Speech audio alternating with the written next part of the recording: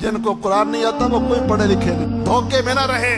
میرے پاس master degree ہے, میں نے ایم اے کیا ہے, ایم فل کیا ہے, پی ایچ ڈی کیا ہے. یہ دنیا کمانے کے ہنر ہیں, فن ہے. اس میں حساب کتاب سکھایا پڑھایا جاتا ہے. یہ علم نہیں.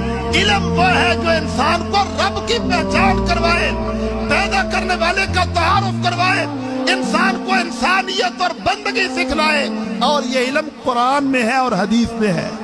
اس لیے فرمائے خیرکم, تم میں سب سے بہترین وہ لوگ ہیں تعلم القرآن, جو قرآن کا علم حاصل کرتے ہیں, تعلمہ, اور قرآن آگے پھیلاتے ہیں. اس لیے ہمارے حافظ, ہمارے طلباء, ہمارے علماء کبھی احساس کہتری میں مبتلا نہ ہو, کبھی اپنے آپ کو حقیر اور چھوٹا نہ سمجھے, اللہ کے احسان پر خوشی کا اظہار کریں.